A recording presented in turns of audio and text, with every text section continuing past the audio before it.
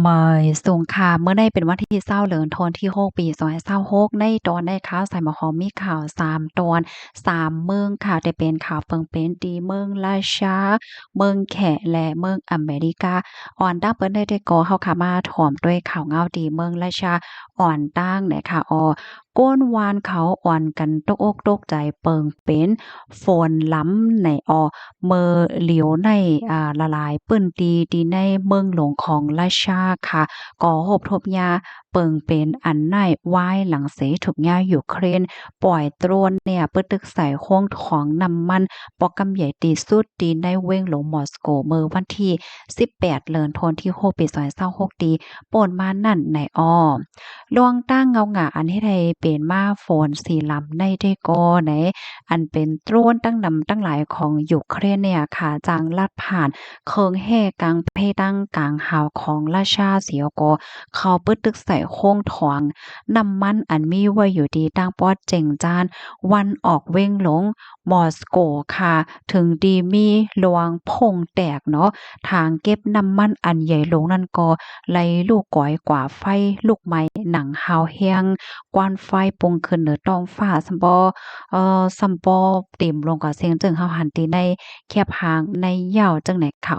ว่ายหลังเสเปิงเป็นจังไหนอำเฮิงสังคาก้นหวานก้นเมืองในเปิ้นดีในกอไหลครบทบหันเม็ดฝนเนี่ยขณะตีตกลงมาเผื่อว่ากว่าตื้อด้วยเนี่ยจึงมันก็เย็นเป็นเหมือนจังหนังคาบน้ำมันจังเนี่ยค่ะ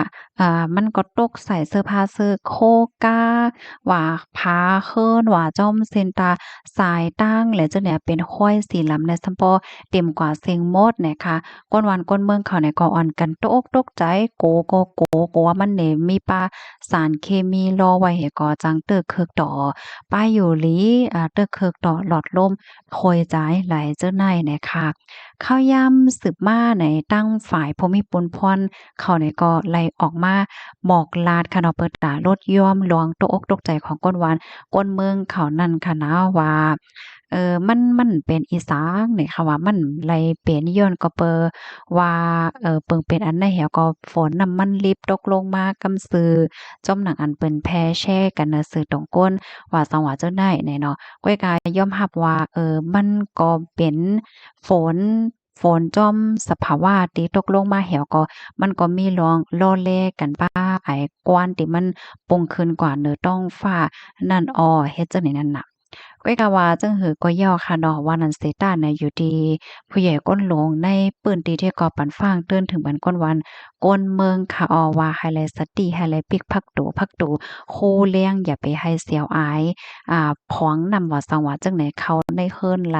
ยกเงิ่งลวงออกนขอนอเฮิรนโดยดีมีลวงลำลวงปยกแนะนำให้เอาก้นที่อันจังเป็นเพงมะนังลูกอ่อนก้นอายุใหญ่ก้นอันมีวัยตั้งเป็นและจังไหนแน่ออกก็อยู่ในพื้นที่อันรอดเพโจเขา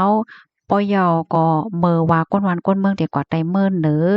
อย่ารอดไล่กาแต่เลยออกเฮิรนกว่าในก็หาไลตื้อปันอันพาต้มโซบ ในอยู่ตาสิเฮ็ดจั่งไหนเนี่ยค่ะค่ะกำไดมาถอมด้วยความลัดของจอมจึง Volodymyr Zelenskyy ผู้นำยูเครนค่ะก็เลยออกมาลัดหนังสือกว่าซื้อมา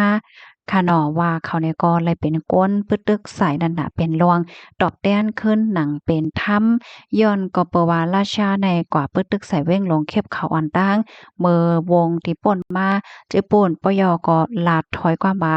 สังยูเครนในลุกเป็นไฟก็มอสโกของสู่เจ้าก็ได้ลุกเป็นไฟเหมือนกันเฮ็ดไหนค่ะอันนี้ก็เปิดตาให้ก้นราชาไหลรับโหถึงพรปางของปางตึกอาในเย้าเลยค่ะข้อมูลตอนในคาลิปมาที่ห้องการข่าว India Today ต่างไว้เนี่ยค่ะพี่น้องเฮาเขาถ่อมข้อความลัดของผู้นำยูเครนเย้าหันถึงจึงหือพองบรรดาหันถึงมาไหลลูกดีข่าวเงาโหในสิแลกำในเฮาคามาถ่อมด้วยข่าวเงาแทงตอนหนึ่งดีเมืองแขค่ะ โฮบทบหันโกนอันเหรียญปอเฒ่าแม่แก่จังได๋ว่าได้นะเมื่อวันที่19เดือนธันวาคมปี2026แน่มีข่าวงาวออกมาว่าทางฝ่ายภูมิพลพรเขาโฮบทบหันศูนย์โฮงการอันลุ่มลาโดยถึงป้าอยู่หลีอันตุอันปลอมมันที่ในเมืองแขเจอเขาในเหรียญก้นอายุใหญ่ค่ะเนาะยก็ลาดว่ามีโปรแกรมล้างกล้องในไสค่ะยก็เอาน้ำสะอิ้วสีล้ำในคณะ มารอในนำป้าเปิดอะล่างไซล่างต้องล่างไซเฮ็ดจังเนี้ยค่ะก็เฮ็ดให้ตึกเคิกคะนะก้น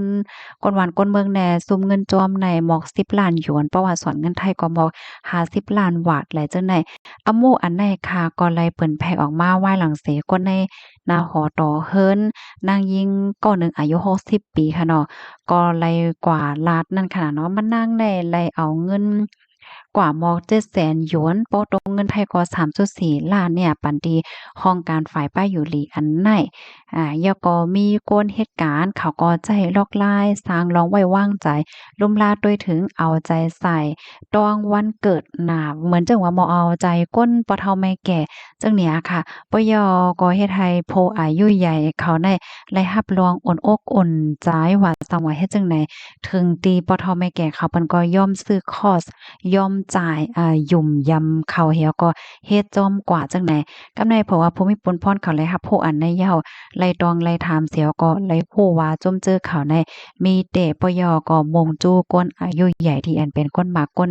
มีเปิงลงมันได้แต่ก็ปทไม่แก่อันอยู่ห้างก้อยก็เหลียวอำนั้นก็อยู่เหมือนจังหนออยู่ไกลลูกหลานว่าสังว่าเจ้านายเฮ็ดไหนอ้อจุ่มเจอเขาได้แต่ก็แต่จัดเฮ็ดลองตรงหนึ่ง กดทัดปันป้ายอยู่ลีฟี่ว่ะเอากาวโหมันยอกอพินหมวกก้นอันเป็นผู้ลงเหรียญเขานี่ก็เป็นอันปลอมมันค่ะมาปันตั้งโหตั้งหันตีปอเฒ่าแม่แก่เพราะว่ามาปันตั้งโหตั้งหันยาวเนี่ยก็ซ้ำลัดว่าปอเฒ่าแม่แก่เขาได้มียอกะตั้งเป็นให้เฮียงเดลัยยศยาเดลัยล่างต้องล่างทรายเดลัยใจตื้อยาหยาอันไหนว่าซังว่าเจ้านายเฮ็ดให้นั่นน่ะเนาะ กำในก้นปะเฒ่าแม่แก่เปิ้นเลยถ่อมและยินจังนั้นยาวในเปิ้นก็ตกใจเนาะเปิ้นก็เฮ็ดจ้อมหลังที่อันเขาลาดให้ในออกตั้งฝ่ายภูมิพลพรเขากดทัดยาวเสเลยหัวจุ่มจื้อเขาในขณะมีเสียงล้านอันตุอันปลอมมันอันที่เขาเปิดเฮ็ดอสังเป็นห้องการฝ่ายป้ายอยู่ลีในหมวกเศร้าตีค่ะอยู่ไว้หลายๆตีในเว้งหลงปักกิ่งปยก็มีเงินปั่นเงินหมุนเนี่ย30ล้านหยวน มีคนตกเป็นเหยื่อมาก็ในเสียเงินกว่าจำเขาในหมอก2ล้านหยวนว่าสังว่าเจ้านายเฮ็ดไหนคะยุ่มว่าเจ้าเขาได้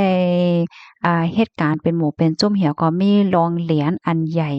เนาะเอาตั้งโกเปิ้นเหี่ยวก็มาเหรียญเป็นเงินเป็นทองเจ้านี่นั้นขนาดเนาะเหมือนเจิงว่าเฮ็ดอาสังเอาผู้ลงเหรียญเขามาปันตั้งโฮมาด้วยป้าอยู่หลีเหี่ยวก็ลาดว่าป้าอยู่หลีสู่เจ้าได้เป็นดีเป็นใดเดี๋ยวเลยเฮ็ดจังนั้นจังใด